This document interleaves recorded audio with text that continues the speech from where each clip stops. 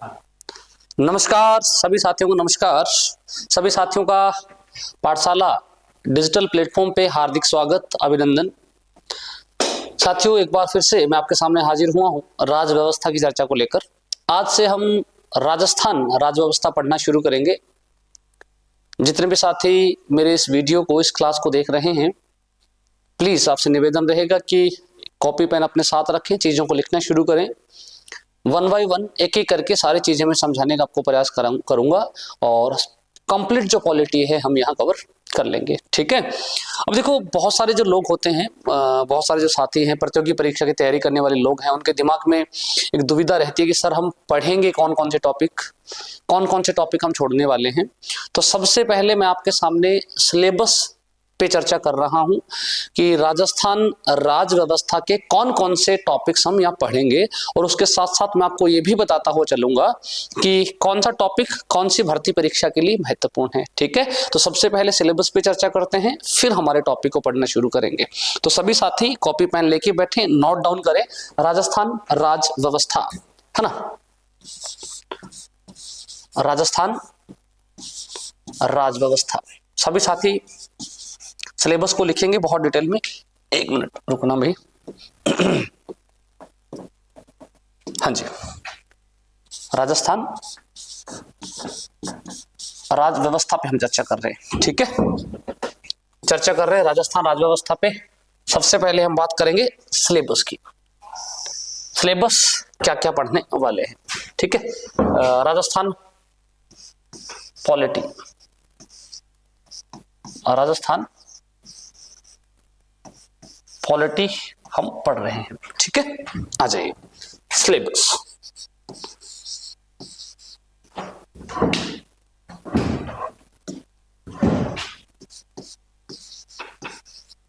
क्या क्या पढ़ेंगे सिलेबस में। ठीक है, कहां कहां कौन से टॉपिक आएंगे। सबसे पहले हम पढ़ेंगे राजस्थान सरकार के बारे में। एक नंबर जो टॉपिक हमारा रहेगा वो रहेगा राजस्थान सरकार। ठीक है, राजस्थान सरकार में क्या क्या पढ़ने वाले हैं साथियों हम। राजस्थान सरकार में हम तीन चीजें पढ़ने वाले हैं। ठीक है, सबसे पहला पढ़ेंगे विधायिका। क्या पढ़ेंगे? विधायिका। दूसरा पढ़ेंगे कार्यपालिका। कार्यपालिका। और तीसरा हम राजस्थान राज्य व्यवस्था में पढ़ेंगे न्यायपालिका। न्यायपालिका। ठीक है। चलिए, विधायिका में क्या पढ़ने वाले हैं भाई। विधायिका में हम पढ़ने वाले हैं विधानमंडल। क्या पढ़ने वाले हैं? विधानमंडल। और विधानमंडल में हम दोनों सदनों पे चर्चा करने वाले हैं। कौन कौन से? एक तो विधान परिषद पे, विधान परिषद, और दूसरा विधानसभा। विधान सभा। ठीक है। कार्यपालिका में हम क्या क्या पढ़ने वाले हैं।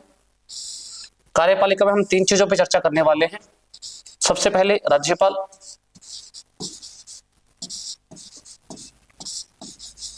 राज्यपाल के बाद मुख्यमंत्री, मुख्यमंत्री व मंत्रिपरिषद, मुख्यमंत्री व मंत्रिपरिषद, इस पे चर्चा करेंगे। ठीक है। मुख्यमंत्री और मंत्रिपरिषद के बाद हम पढ़ेंगे महाधिवक्ता। महाधिवक्ता। ठीक है ना, ये हम पढ़ेंगे। न्यायपालिका में क्या पढ़ने वाले साथी हूं। न्यायपालिका में पढ़ने वाले हैं राजस्थान उच्च न्यायालय, राजस्थान हाई कोर्ट के बारे में हम पढ़ने वाले हैं। ठीक है, पहला टॉपिक आपका ए है। एक बार पूरी स्लाइड आपको शो कर देता हूं। हम पढ़ेंगे सबसे पहले, पहला टॉपिक हमने कौन सा लिखा है, राज्य व्यवस्था। और राज्य व्यवस्था में हम क्या पढ़ने वाले हैं, सरकार के तीनों अंगों की बात करने वाले हैं, विधायिका, कार्यपालिका और न्यायपालिका। विधायिका में हम क्या पढ़ेंगे, विधान परिषद व विधान सभा दोनों पढ़ेंगे, यानी विधानमंडल के दोनों सदनों की हम बात कर लेंगे। कार्यपालिका में हम राज्यपाल की बात करेंगे, मुख्यमंत्री व मंत्रिपरिषद की बात करेंगे, महाधिवक्ता की बात करेंगे, और न्यायपालिका में उच्च न्यायालय को पढ़ने वाले हैं। अब बहुत सारे साथी कहेंगे सर कौन कौन सी भर्ती परीक्षाओं में आता है, तो भर्ती परीक्षाओं की बात करें तो यह जो टॉपिक है राजस्थान राज्य व्यवस्था जो है वो सभी भर्ती परीक्षा में पूछा जाता है, ठीक है ना। राजस्थान संबंधित सभी भर्तियों में यहां से प्रश्न पूछे जाते हैं, ध्यान रखना है, ठीक है। राजस्थान की सभी भर्तियों में यहां से प्रश्न आते हैं, सभी के लिए इंपॉर्टेंट है, नोट डाउन करिए, जल्दी से लिखिए इसको, फिर आगे बढ़ते हैं। दूसरा टॉपिक हम क्या पढ़ने वाले हैं,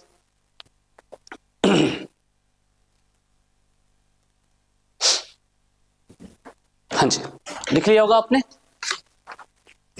चलिए आगे बढ़ने का प्रयास करते हैं। नेक्स्ट दूसरा टॉपिक हम पढ़ेंगे सचिवालय।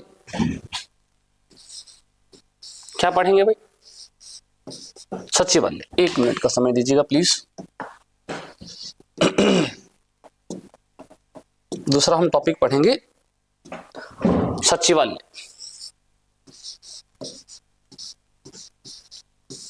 ठीक है। सचिवालय टॉपिक सर कहां कहां पूछा जाता है, देखो सचिवालय से हर एक भर्ती में तो प्रश्न नहीं पूछे जाते, आमतौर पे 3 वैकेंसीज में यहां से प्रश्न बहुत ज्यादा पूछे जाते हैं। सचिवालय से आरएएस में क्वेश्चन आता है, उसके दृष्टिकोण से हम पढ़ेंगे, है ना। सेकंड ग्रेड एसएसटी में यहां से प्रश्न पूछा जाता है, सेकंड ग्रेड एसएसटी में यहां से प्रश्न पूछा जाता है। इसके अलावा पीटीआई में भी यहां से प्रश्न पूछा जाता है, ठीक है, पीटीआई में भी यहां से प्रश्न पूछा जाता है। तो इन तीनों भर्तियों को दृष्टिकोण रखते हुए सचिवालय हम पढ़ने वाले हैं। सचिवालय के बाद क्या पढ़ेंगे सर, सचिवालय के बाद हम पढ़ेंगे संभागीय व्यवस्था। क्या पढ़ेंगे, संभागीय व्यवस्था।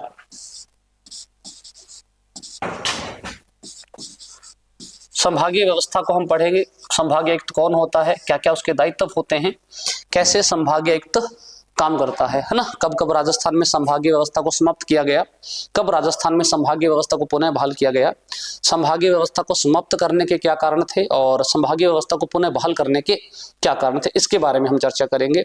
आमतौर पर संभागीय व्यवस्था से भी सभी भर्ती परीक्षा में प्रश्न नहीं पूछे जाते, ये भी इन तीनों ही वैकेंसीज के लिए इंपॉर्टेंट है। आमतौर पर संभागीय व्यवस्था से प्रश्न आरएएस में पूछ लिया जाता है, ठीक है। आरएएस के अलावा सेकंड ग्रेड में यहां से प्रश्न पूछा जाता है, ठीक है ना। संभागीय व्यवस्था से प्रश्न पूछा जाता है, ये तीसरा टॉपिक हमारा रहेगा। सर चौथा टॉपिक कौन सा पढ़ेंगे, चौथा टॉपिक हम पढ़ेंगे जिला प्रशासन। जिला प्रशासन हम पढ़ेंगे, ठीक है ना, जिला प्रशासन चौथे टॉपिक के रूप में, जिला प्रशासन, ठीक है ना। जिला प्रशासन में हम बहुत डिटेल में इसको पढ़ने वाले हैं। जिला प्रशासन में हम देखेंगे जिला कलेक्टर की क्या क्या भूमिका होती है, जिला कलेक्टर क्या क्या काम करता है, डिस्ट्रिक्ट मजिस्ट्रेट और डिस्ट्रिक्ट कलेक्टर में क्या फर्क होता है, एसडीएम कैसे कैसे काम करता है, तहसीलदार के कौन कौन से अधिकार होते हैं, ग्राम सेवक कैसे काम करता है, पटवारी के कौन कौन से दायित्व होते हैं, सारी चीजें हम बहुत डिटेल में पढ़ लेंगे जिला प्रशासन में। जिला प्रशासन सर कौन कौन सी भर्तियों में पूछा जाता है, सर जिला प्रशासन का जो प्रश्न पूछा जाता है, एक तो हमारे जो एक एग्जाम होता है सीईटी, है ना, एलिजिबिलिटी टेस्ट जो होता है राजस्थान गवर्नमेंट की तरफ से, सीईटी में जिला प्रशासन से प्रश्न पूछा जाता है। सीईटी के अलावा जिला प्रशासन से प्रश्न आरएस में भी पूछे जाते हैं। आरएस के अलावा एक बार फिर से मैं रिपीट करूंगा, सेकंड ग्रेड में भी प्रश्न पूछे जाते हैं, है ना। जिला प्रशासन से पटवार में भी प्रश्न पूछे जाते हैं, और ग्राम सेवक इत्यादि, पटवार, ग्राम सेवक इत्यादि सभी भर्तियों में जिला प्रशासन से प्रश्न पूछे जाते हैं। ठीक है ना, याद रखना है, बहुत सारी भर्तियां राजस्थान में हैं जहां इस टॉपिक से प्रश्न पूछे जाते हैं। सारी भर्तियों के नाम लिखने के बजाय मैं लास्ट में लिख देता हूं इत्यादि इत्यादि, है ना। राजस्थान की सभी भर्ती परीक्षाओं के लिए इंपॉर्टेंट है, जिला प्रशासन, यहां से प्रश्न पूछे ही जाते हैं। ये भी हम बहुत डिटेल में पढ़ने वाले हैं, चिंता करने की आवश्यकता नहीं है। तो इसके अलावा क्या पढ़ेंगे सर? इसके अलावा पढ़ेंगे मोस्ट इंपॉर्टेंट टॉपिक पंचायती राज। क्या पढ़ेंगे? मोस्ट इंपॉर्टेंट टॉपिक पढ़ेंगे पंचायती राज। ठीक है ना, पंचायती राज, राजस्थान की सभी भर्ती परीक्षाओं में पंचायती राज से प्रश्न पूछा जाता है। पंचायती राज, पंचायती राज जो है वो सभी भर्ती परीक्षा में प्रश्न पूछा जाता है। ऐसी राजस्थान की कोई भी भर्ती नहीं है ना जहां से जिन भर्तियों में यहां से प्रश्न पूछा नहीं जाए। तो राजस्थान की सभी भर्तियों के लिए इंपॉर्टेंट है पंचायती राज। इसमें हम पढ़ेंगे ग्राम पंचायत क्या होता है, पंचायत समिति क्या होता है ना, जिला प्रशासन जो है, माफी चाहूंगा, जिला परिषद क्या होता है, जिला प्रमुख की क्या भूमिका है, प्रधान की क्या भूमिका है, सरपंच की क्या भूमिका है ना। ये सारी चीजें हम पढ़ लेंगे पंचायती राज के माध्यम से। नगरीय प्रशासन में नगर पालिका क्या होता है, नगर परिषद क्या होता है, नगर निगम क्या होता है, ये सारे टॉपिक हम पढ़ लेंगे। राजस्थान की सभी भर्तियों में ये टॉपिक पूछा जाता है। इसके अलावा क्या पढ़ेंगे सर? इसके अलावा पढ़ेंगे सर हम राजस्थान के सारे आयोग, है ना। सातवां जो टॉपिक मैं लिख रहा हूं, एक साथ सम्मिलित कर रहा हूं, राजस्थान के सभी संवैधानिक, राजस्थान के सभी संवैधानिक व गैर संवैधानिक आयोग, राजस्थान के सभी संवैधानिक व गैर संवैधानिक आयोग, ये सारे आयोग हम पढ़ने वाले हैं। सीटी में यहां से प्रश्न आता है, रीट में यहां से प्रश्न आता है, आरएस में भी यहां से प्रश्न पूछा जाता है। ठीक है ना, ध्यान से समझना है आपको। सभी संवैधानिक व गैर संवैधानिक आयोग को हम पढ़ने वाले हैं। बहुत सारे साथी ऐसे जुड़े हो सकते हैं मेरे इस वीडियो के साथ जिनके दिमाग में एक चीज निश्चित तौर पे आएगी, वो कहेंगे कि सर संवैधानिक और गैर संवैधानिक क्या होता है ना। संवैधानिक क्या होता है और गैर संवैधानिक क्या होता है? याद रखना है साथियों कि हमारे जो आयोग हैं, आयोग दो प्रकार के होते हैं, कुछ संवैधानिक आयोग होते हैं, कुछ गैर संवैधानिक आयोग होते हैं। एक मिनट रुकना भाई, कौन से आयोग होते हैं? संवैधानिक आयोग और गैर संवैधानिक आयोग, दो तरीके के आयोग हमारे होते हैं। आप कहेंगे सर संवैधानिक आयोग कौन से होते हैं, गैर संवैधानिक आयोग कौन से होते हैं? ध्यान से सुने। संवैधानिक आयोग, ऐसे आयोग वैसे तो हम बहुत डिटेल में पढ़ने वाले हैं। जब मैं आयोग का टॉपिक आपको पढ़ाऊंगा तो बहुत डिटेल में मैं वहां पे चर्चा करने वाला हूं कि क्या अंतर होता है संवैधानिक आयोग में और गैर संवैधानिक आयोग में। तीन चार अंतर हम बहुत डिटेल में पढ़ लेंगे। लेकिन यहाँ मैं उदाहरण के तौर पे बस इतना बताना चाहूंगा, बहुत ही शॉर्ट में समझ लीजिए क्योंकि इस टॉपिक को डिटेल में हम पढ़ने वाले हैं। ऐसे सारे आयोग जिनका उल्लेख भारत के संविधान में है, भारत के संविधान के किसी न किसी अनुच्छेद, किसी न किसी भाग में उनका उल्लेख है, ऐसे सारे आयोग जिनकी शक्ति का स्रोत भारत का संविधान है, उसे हम कहते हैं संवैधानिक आयोग। और ऐसे सारे आयोग जिनका उल्लेख भारत के संविधान में नहीं होता बल्कि किसी न किसी अधिनियम के माध्यम से उनका निर्माण किया जाता है और उस अधिनियम से ही सारी शक्तियां वो प्राप्त करते हैं, ऐसे आयोग कौन से कहलाते हैं? गैर संवैधानिक आयोग कहलाते हैं। जैसे उदाहरण के तौर पे मैं आपको समझाना चाहूंगा, अगली स्लाइड पे मैं आपको बताता हूं। देखिए ये सिलेबस लिख रहे हैं, आप नोट डाउन कर रहे हैं अगर, तो बीच में स्लाइड खराब मत करिएगा, माफी चाहूंगा, पेज खराब मत करिएगा, इसलिए अगली स्लाइड पे समझा रहा हूं। जैसे देखिए एक आयोग है राज्य लोक सेवा आयोग, पढ़ा है ना आपने? राज्य लोक सेवा आयोग, राज्य लोक सेवा आयोग। देखिए राज्य लोक सेवा आयोग की बात करें ना तो ये संवैधानिक आयोग है। संवैधानिक आयोग का मतलब है कि भारतीय संविधान के अनुच्छेद 315 में, कौन से में? अनुच्छेद 315 में लोक सेवा आयोग के बारे में बात की गई है।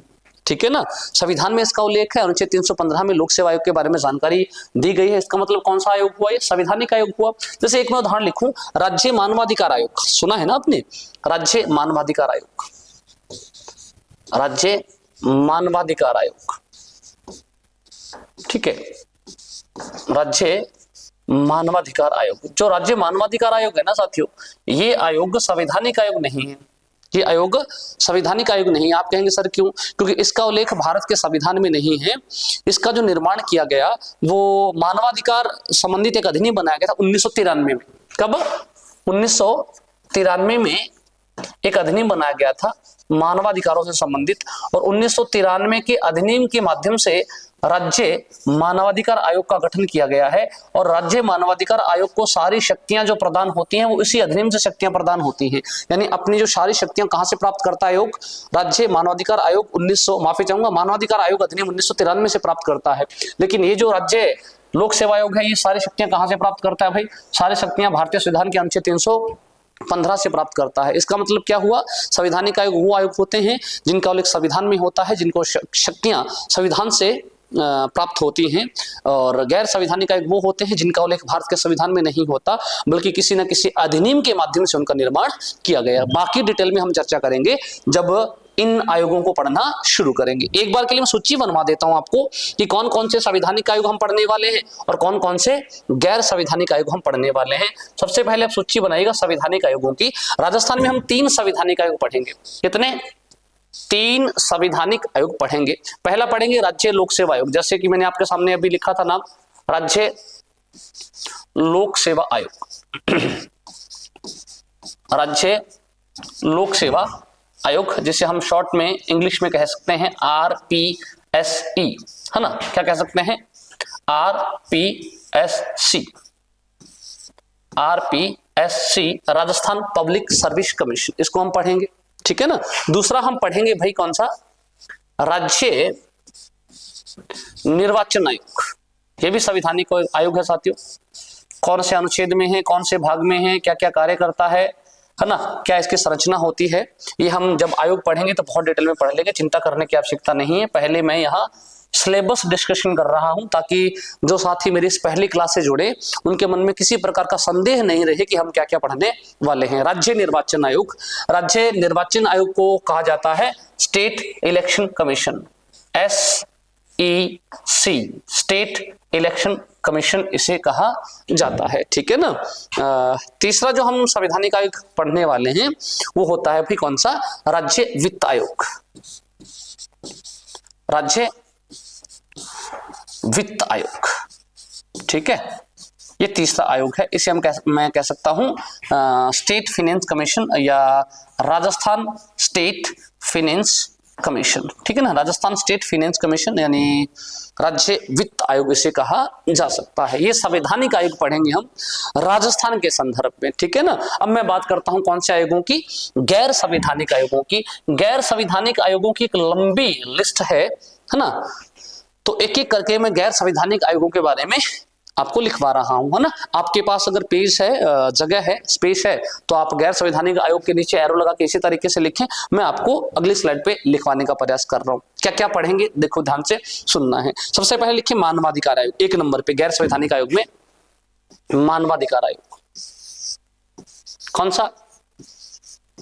मानवाधिकार आयोग। राज्य मानवाधिकार आयोग। प्रत्येक आयोग के आगे आप राज्य लिखते जाइएगा ना। मानवाधिकार आयोग, राजस्थान मानवाधिकार आयोग कह लीजिए या फिर राज्य मानवाधिकार आयोग कह लीजिए। 1 नंबर पे हम ये पढ़ेंगे। मानवाधिकार आयोग के बाद दूसरा आयोग कौन सा पढ़ेंगे सर? दूसरा आयोग पढ़ेंगे सर राज्य महिला आयोग। राज्य महिला आयोग। राज्य महिला आयोग, ये पढ़ेंगे सर, ठीक है? और कौन सा पढ़ेंगे सर? राज्य महिला आयोग के बाद पढ़ेंगे हम तीसरा सर सूचना आयोग। राज्य सूचना आयोग। राज्य सूचना आयोग ये पढ़ने वाले। राज्य सूचना आयोग के बाद क्या पढ़ेंगे सर हम? राजस्थान लोकायुक्त। राजस्थान लोकायुक्त पढ़ने वाले हैं सर। क्या पढ़ने वाले हैं? राजस्थान लोकायुक्त पढ़ने वाले हैं सर। 5वां टॉपिक क्या पढ़ेंगे सर?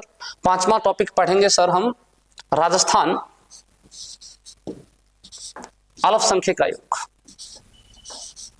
राजस्थान अल्पसंख्यक आयोग यानी राजस्थान राज्य पिछड़ा वर्ग आयोग।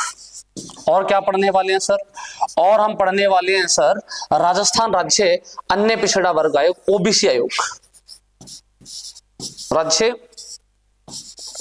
अन्य पिछड़ा वर्ग आयोग यानी राजस्थान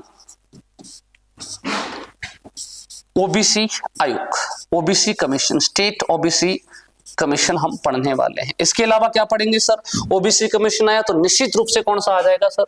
ओबीसी कमीशन आ गया तो निश्चित रूप से सातवां आ जाएगा अपना एससी कमीशन, है ना, राज्य अनुसूचित जाति आयोग, राज्य अनुसूचित, शॉर्ट में लिख रहा हूं समझ जाइएगा, अनुसूचित जाति आयोग। ठीक है, आप कहेंगे सर ठीक है अनुसूचित जाति आयोग आ गया तो सर अनुसूचित जनजाति आयोग भी आएगा, राजस्थान अनुसूचित जनजाति आयोग, है ना, यानी राज्य अनुसूचित जनजाति आयोग, अनुसूचित जनजाति आयोग। ठीक है, ये भी हम पढ़ने वाले हैं। सारे आगे, अल्पसंख्यक आ गया, ओबीसी आयोग आ गया, एससी आयोग आ गया, एसटी आयोग भी आ गया। ठीक है ना, ये 8 आयोग हम पढ़ने वाले हैं। ध्यान रखना साथियों, ये 8 आयोग सभी भर्ती परीक्षाओं के लिए बहुत महत्वपूर्ण है। राजस्थान की सभी भर्तियों में यहाँ से प्रश्न पूछे जाते हैं, चाहे वो संवैधानिक आयोग जो आपके सामने मैंने लिखा था, अगर आप नोट डाउन कर रहे हैं तो एक बार मैं पूरी स्लाइड आपको शो कर दे रहा हूं, है ना। पूरी स्लाइड आपको दिख रही होगी, आराम से नोट करिएगा।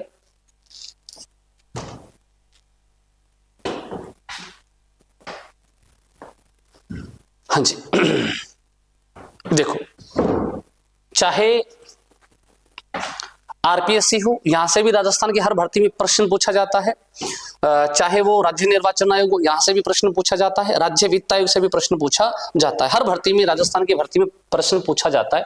ठीक है ना, ये 8 जो आयोग लिखे हुए हैं यहां से भी हर भर्ती में प्रश्न पूछा जाता है। अब कुछ आयोग, 2-3 और आयोग हैं, वो भी मैं आपको लिख दे रहा हूं, और वो स्पेशली आरएएस या सेकंड ग्रेड के लिए बहुत इंपॉर्टेंट हैं। जैसे राज्य लोक सेवा प्रदान करने की गारंटी अधिनियम 2011, है ना, ये आयोग भी हम पढ़ने वाले हैं, चिंता करने की आवश्यकता नहीं है। सीटी वाले भी पढ़ सकते हैं, बाकी स्टेट एग्जामिनेशन के लिए जो लोग पढ़ रहे हैं वो भी पढ़ सकते हैं, लेकिन मोस्ट इंपोर्टेंट आरएएस के पॉइंट ऑफ व्यू से है। कौन सा? राज्य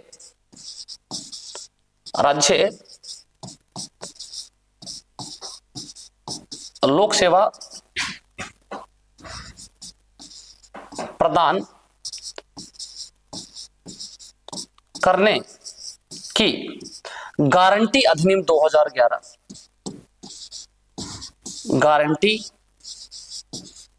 अधिनियम 2011, ये मोस्ट इंपोर्टेंट है भाई आरएस के लिए, अलग से सिलेबस में मेंशन है, सीटी के लिए भी इंपोर्टेंट है, बाकी भर्ती परीक्षा में यहां से कम प्रश्न पूछे जाते हैं, ये भी इंपोर्टेंट है। ठीक है ना, इसके अलावा 10वां क्या पढ़ेंगे भाई? राजस्थान जन सुनवाई अधिनियम 2012, ये भी हम पढ़ने वाले हैं, ध्यान रखना है। राजस्थान जन सुनवाई, राजस्थान जन सुनवाई अधिनियम 2012, ये भी आरएस के पॉइंट ऑफ व्यू से बहुत इंपॉर्टेंट है, एसआई के लिए बहुत इंपॉर्टेंट है, एएसआई के लिए बहुत इंपॉर्टेंट है। 9वां व 10वां आयोग जो मैंने लिखवाया, एसआई, एएसआई यानी जो महिला एसआई है, और आरएएस सेकंड ग्रेड, इनके लिए इंपॉर्टेंट है, यहां से प्रश्न पूछे जाते हैं। इसके अलावा हम क्या पढ़ेंगे? इसके अलावा हाल फिलहाल में जो हमारे माननीय मुख्यमंत्री साहब थे, भूतपूर्व मुख्यमंत्री एसओ गहलोत, उनकी सरकार ने एक बहुत ही उम्दा कार्य किया था, जिस कार्य को लेकर लंबे समय तक जो डॉक्टर लोग हैं वो धरने पे भी बैठे थे। एक बिल लेके आई थी सरकार, जिसका नाम था राजस्थान स्वास्थ्य अधिनियम, है ना, राजस्थान स्वास्थ्य अधिकार अधिनियम 2012, है ना, माफी चाहूंगा 2022, राजस्थान स्वास्थ्य अधिकार, राइट टू हेल्थ के नाम से हमने इसे जाना था। तो ये भी हम पढ़ेंगे, इसमें क्या क्या है और क्या क्या प्रावधान राजस्थान सरकार द्वारा किए गए हैं। लंबा विवाद रहा था, कुछ समय तक डॉक्टर हड़ताल पे भी बैठे थे, उसके बाद सरकार के बीच और डॉक्टर्स के बीच वार्ता हुई और लास्ट में सहमति बनी और सरकार ने इस अधिनियम को पारित किया 2022 में। कौन सा भाई? राजस्थान स्वास्थ्य अधिकार अधिनियम 2022। 11वां बिंदु है राजस्थान स्वास्थ्य अधिकार अधिनियम, राजस्थान स्वास्थ्य अधिकार अधिनियम, राजस्थान स्वास्थ्य अधिकार अधिनियम 2022 में राजस्थान सरकार की तरफ से ये बिल लाया गया। बहुत इंपॉर्टेंट है भाई, राजस्थान चुनिंदा राज्यों में से है जिसने हेल्थ बिल लागू किया, हेल्थ बिल पारित किया है। इसे राइट टू हेल्थ बिल के नाम से भी जाना जाता है ना। इंग्लिश में लिख दे रहा हूं क्योंकि काफी चर्चा में रहा है, right to health, right to health bill 2022 है ना, 2022 का बिल था। अभी ये बिल नहीं रहा, अभी तो ये अधिनियम बन गया। बिल में यानी विधेयक में और अधिनियम में क्या फर्क होता है वो भी बहुत डिटेल में हम समझ लेंगे, चिंता करने की आवश्यकता नहीं है। तो ये है भाई सारे के सारे अधिनियम जो हम पढ़ने वाले हैं, और मैंने साथ साथ में ये भी बताया कि कौन सी भर्ती परीक्षाओं में आपके सिलेबस काम आने वाला है। ठीक है ना, 2 मिनट का समय लेते हुए फटाफट रिवाइज कर रहा हूं कि मैंने सिलेबस में क्या क्या आपको बताया, फिर हम पढ़ेंगे, आएंगे राजस्थान राज्य व्यवस्था पे। ठीक है, आ जाइए। सिलेबस मैंने क्यों चर्चा की आपको मैंने पहले ही बता दिया। बहुत सारे साथियों को संदेह होता है कि सर हम क्या क्या पढ़ने वाले हैं, हमें बताइए तो सही, हम कैसे पढ़ेंगे, कौन कौन से टॉपिक पढ़ेंगे। तो जो मैं आपके सामने मैंने जो सिलेबस लिखा है, इसी सिलेबस को इसी क्रम में हम पढ़ने वाले हैं। सबसे पहला टॉपिक हम क्या पढ़ेंगे भाई, सबसे पहला टॉपिक हम पढ़ेंगे, 1 मिनट थोड़ा समय चेंज कर लेता हूं ताकि आपको कोई दिक्कत ना हो। देखें, सबसे पहले हम टॉपिक पढ़ने वाले हैं, पहला टॉपिक कौन सा, राजस्थान सरकार। राजस्थान सरकार में विधायिका, कार्यपालिका, न्यायपालिका पढ़ेंगे। विधायिका में विधानमंडल में विधान परिषद, विधानसभा दोनों पढ़ेंगे। कार्यपालिका में राज्यपाल पढ़ेंगे, मुख्यमंत्री, मंत्रिपरिषद पढ़ेंगे, महाधिवक्ता पढ़ेंगे। न्यायपालिका में उच्च न्यायालय के बारे में पढ़ेंगे, और उच्च न्यायालय के साथ साथ मैंने लिखा नहीं है, माफी चाहूंगा, एक बार आप ऐड कर लीजिएगा। उच्च न्यायालय के साथ साथ अधीनस्थ न्यायालय भी पढ़ेंगे, है ना। उच्च न्यायालय के साथ साथ हम अधीनस्थ न्यायालय भी पढ़ेंगे।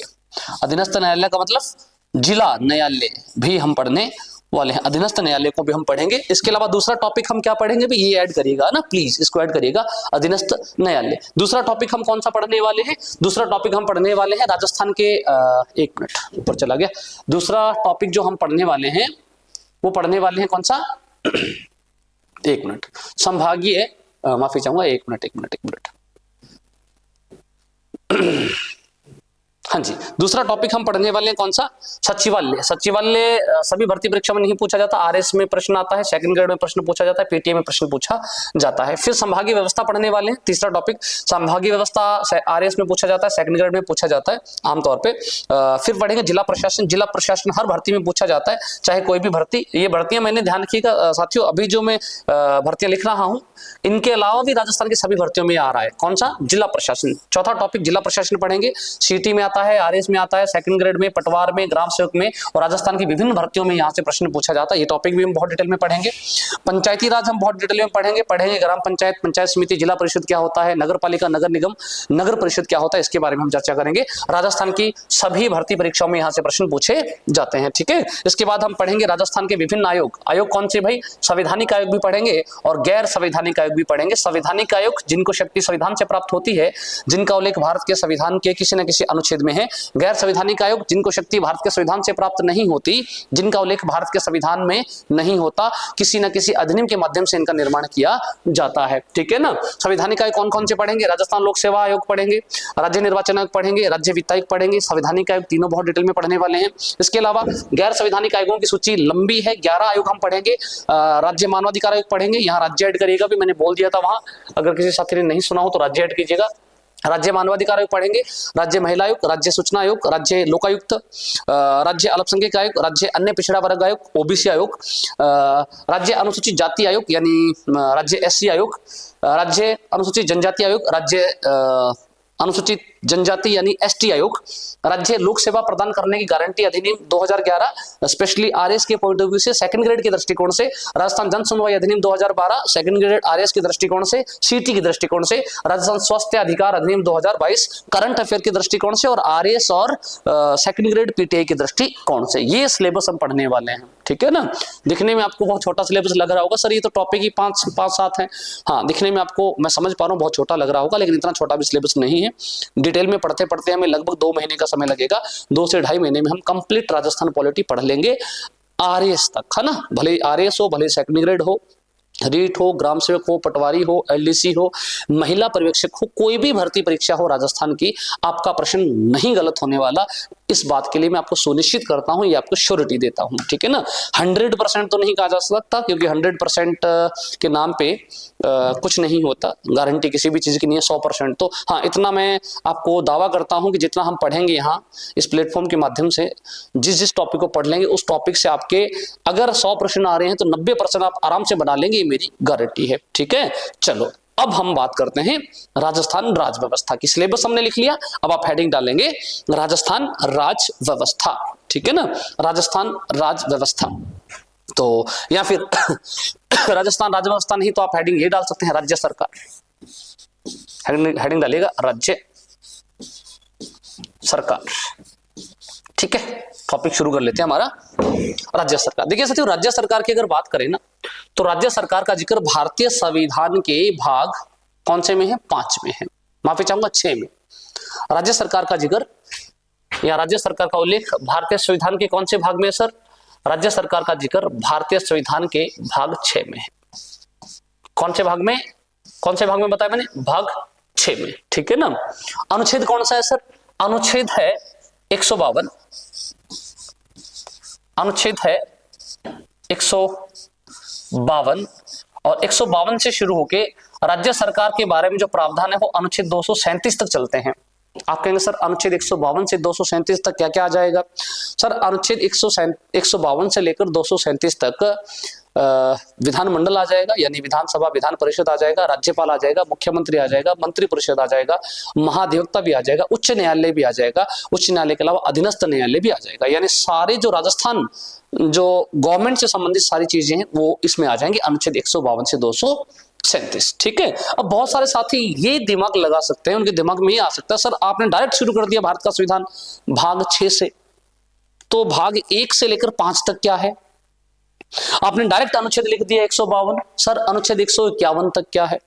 तो साथियों वैसे तो हम राजस्थान राज्य व्यवस्था की बात कर रहे हैं और इसलिए मुझे इससे पहले वाले भाग या अनुच्छेद बताने जरूरी नहीं है, लेकिन हमने आपसे वादा किया था, ये मैंने सुनिश्चित किया था कि कोई भी चीज बहुत बेसिक से पढ़ाई जाएगी ताकि आपको डाउट ना हो। इसीलिए मैं इस राजस्थान सरकार को शुरू करने से पहले थोड़ा सा ब्यौरा आपको ये देना चाहता हूं, ये बताना चाहता हूं कि भाग 1 से लेकर 5 तक क्या है और अनुच्छेद 1 से लेकर 151 तक क्या है, ताकि आपको किसी तरीके का डाउट ना हो, किसी तरीके का संदेह आपके दिमाग में ना रहे।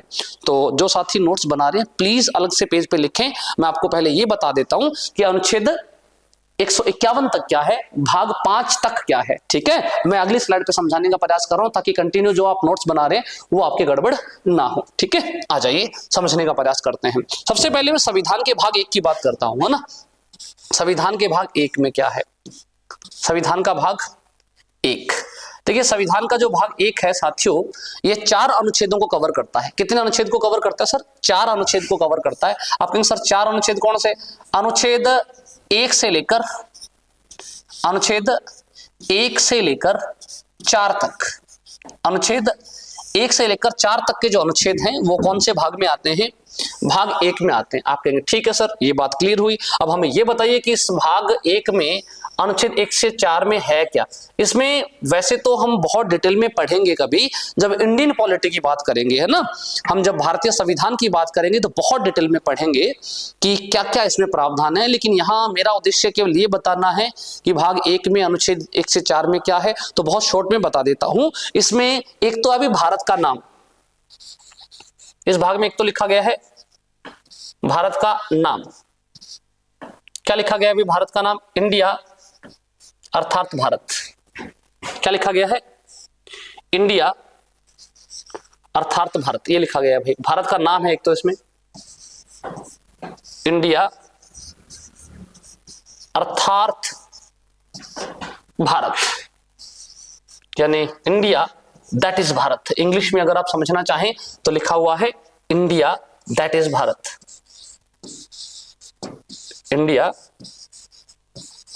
That is Bharat. समझ पा रहे हैं? एक तो नाम है, इसमें ध्यान समझना है भारत का। दूसरा, भारत के जो संघ शासित प्रदेश हैं, भारत के जो संघ शासित प्रदेश हैं, वह भारत के जो राज्य हैं उनके बारे में जानकारी है। भारत के राज्य व संघ शासित प्रदेशों के बारे में जानकारी है। आप कहेंगे ठीक है सर, ये बात क्लियर हुई। और क्या है इसमें? सर और इसमें जानकारी है किसके बारे में? भारत के नए राज्य बनाने के बारे में।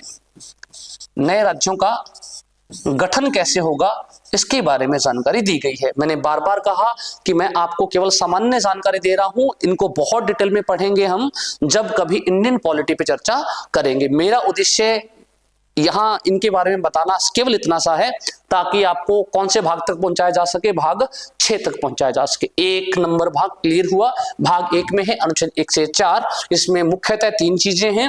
एक तो भारत का नाम लिखा गया है, इंडिया अर्थात Bharat, India that is Bharat. दूसरा, भारत के सभी संघ शासित प्रदेश यानी केंद्र शासित प्रदेशों के बारे में और राज्यों के बारे में जानकारियां हैं। और तीसरा, नए राज्य कैसे बनाए जा सकते हैं वो भी इसमें जानकारियां दी गई हैं। ये हुआ भाग 1। क्लियर है? अगली स्लाइड पे चलने का प्रयास करता हूं। ठीक है, एक बार आप अगर नोट डाउन कर रहे हैं पूरा इसको देख लीजिए, फिर आगे बढ़ेंगे। ठीक है, चलो आगे चलते हैं। भाग 2 में क्या है सर? भाग 2 में है नागरिकता। भाग 2 कौन सा? भाग 2 सर अनुच्छेद 5 से 11। 1 से 4 वहां आए थे भाग 1 में, यहां अनुच्छेद है 5 से 11। कौन से अनुच्छेद सर? 5 से 11 अनुच्छेद। और 5 से 11 अनुच्छेद में क्या है सर? भाग 2 में क्या है सर? भाग 2 में है सर नागरिकता के बारे में प्रावधान। इसमें क्या है? इस भाग का नाम ही आप लिख सकते हैं नागरिकता। क्या लिख सकते हैं? नागरिकता। आप कहेंगे सर नागरिकता का मतलब? नागरिकता का मतलब इसमें यह बताया गया है कि किन किन आधारों पे किसी व्यक्ति से भारत की नागरिकता छीनी जा सकती है, किन किन आधारों पे कोई व्यक्ति भारत का नागरिक बन सकता है, कौन सी कंडीशन में, कौन सी स्थिति में किसी भी व्यक्ति को भारत का नागरिक नहीं माना जाएगा, कौन सी कंडीशन में किसी व्यक्ति को भारत का नागरिक माना जाएगा। ये सारी जानकारियां भाग 2 में है, अनुच्छेद 5 से 11 में है। ठीक है ना? अगर आप बात करेंगे भाग 3 की, तो भाग 3 में बहुत इंपॉर्टेंट और बहुत इंटरेस्टिंग टॉपिक के बारे में जानकारी दी गई है साथियों। और भाग 3 जो है वो अनुच्छेद 12 से 35 तक है। कहां से? 12 से 35 तक है। और भारतीय संविधान का मेरी नजर में, मेरी व्यक्तिगत राय है, मेरी नजर में सबसे इंपॉर्टेंट है ना, भारतीय संविधान में सबसे महत्वपूर्ण जो हमारे जीवन से संबंधित है, जीवन से जुड़ा हुआ टॉपिक है मौलिक अधिकार। ये बहुत इंटरेस्टिंग टॉपिक है। अगर कभी भारत के संविधान की बात करेंगे तो इसको हम पढ़ेंगे, है ना। ये है मौलिक अधिकार, जिसे आप मूल अधिकार भी कहते हैं, फंडामेंटल राइट्स भी कहते हैं, मौलिक अधिकार। ठीक है ना? मौलिक अधिकारों के बारे में जानकारी है। कौन से भाग में सर? भाग 3 में, अनुच्छेद 12 से 35 में। ठीक है, भाग 3 तक क्लियर हुआ। जल्दी से छापें फटाफट, मैं आपको पूरी स्लाइड शो कर रहा हूं, जल्दी से छापें इसको, फिर आगे बढ़ेंगे। ठीक है, भाग 4 में क्या है सर? भाग 4 में है लोक कल्याणकारी, लोगों की भलाई के लिए सरकार की जो नीतियां हैं वो कैसे काम करेंगी उसके बारे में जानकारी देने वाले प्रावधान भाग 4 में है। कौन से में? भाग 4 में है। ध्यान से समझना है। भाग 4 में है नीति निर्देशक तत्व। क्या है? नीति निर्देशक तत्व। अनुच्छेद सर 36 से शुरू हो जाते हैं और चलते हैं कहां तक? 36 से लेकर 51 तक। कहां तक? 36 से लेकर 51 तक के जो अनुच्छेद भाग 4 में है, यहां है नीति निर्देशक तत्वों के बारे में जानकारी। किसके बारे में? नीति निर्देशक तत्वों के बारे में जानकारी। ध्यान से समझना है साथियों आपको। किसके बारे में? नीति निर्देशक तत्वों के बारे में जानकारी भाग कौन से में दी गई है? 4 में दी गई है। आप कहेंगे ठीक है सर, यहां तक की कहानी क्लियर हुई। भाग 5 में क्या है? भाग 5 नहीं, पहले भाग 5 पे नहीं आना, पहले आपको आना है भाग 4 पे। और भाग 4 कै पे इंदिरा गांधी सरकार के दौरान, जब इंदिरा गांधी सरकार थी उस दौरान ये भाग 4 कै जोड़ा गया, है ना। और 4 कै के साथ एक अनुच्छेद जोड़ा गया 51 कै। कौन सा? 51 कै। बहुत डिटेल में हम इसको पढ़ने वाले हैं। इंदिरा गांधी की सरकार थी, लगातार परेशानियां आ रही थी पाकिस्तान की तरफ से, पूर्वी पाकिस्तान के लोगों को परेशान किया जा रहा था पश्चिमी पाकिस्तान की तरफ से, है ना। भारत के हस्तक्षेप से एक नया राज्य बना इसी के कुछ समय बाद, है ना। कौन सा राज्य बना भाई? बांग्लादेश। और वो राज्य जो बना उसमें बहुत अहम भूमिका रही भारत की, और भारत के साथ साथ रशिया, रूस की भी, सोवियत संघ का भी बहुत महत्वपूर्ण योगदान रहा। रूस से हमने कुछ प्रावधान ग्रहण किए जिसे हम मौलिक कर्तव्य के नाम से जानते हैं। 51 कै। इसमें क्या है साथियों? इसमें है मौलिक कर्तव्य। क्या है? मौलिक कर्तव्य। कहानी क्लियर हुई या नहीं हुई? आपके आंसर बिल्कुल क्लियर हुई।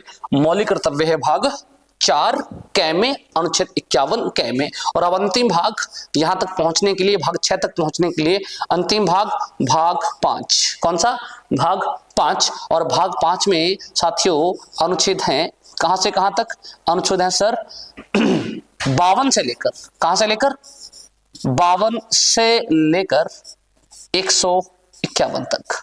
52 से लेकर 151, और 52 से लेकर 151 तक जो जानकारी है साथियों, वो जानकारी है संघ सरकार के बारे में। किसके बारे में?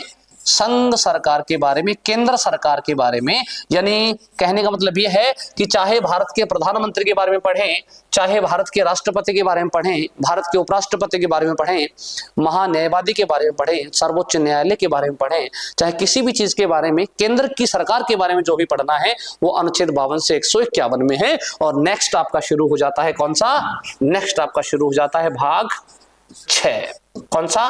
भाग 6। देखिए आप ध्यान दीजिएगा, 52 से 151 तक हमने पढ़ा और भाग 6 शुरू होता है अनुच्छेद 100 कहां से भाई? अनुच्छेद 152 से। कहां से? अनुच्छेद 152 से, और चलता कहां तक है? 237 तक। इसी कहानी को हमने शुरू किया था और आज की इस क्लास को, आज की इस कहानी को इसी अनुच्छेद के साथ, 237 अनुच्छेद के साथ मैं समाप्त करता हूं।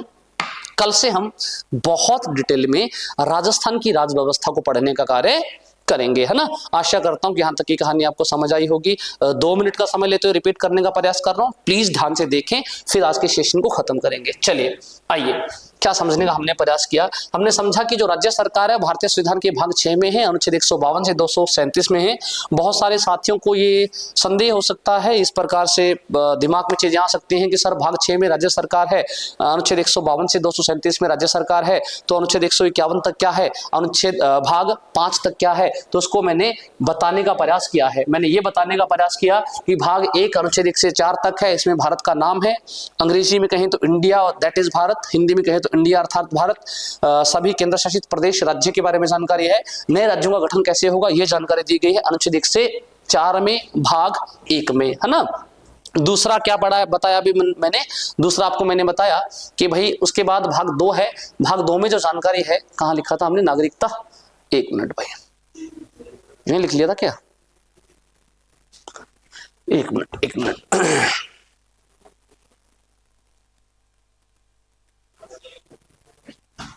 भाग 2 में मैंने शायद आपको लिखवाया तो था मेरे ख्याल से ना। भाग, अच्छा ये ऊपर रह गया, 1 मिनट। हाँ जी, भाग 2।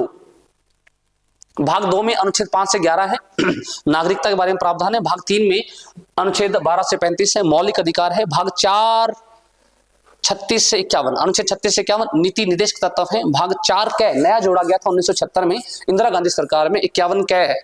अनुच्छेद है, इसमें मौलिक कर्तव्य हैं।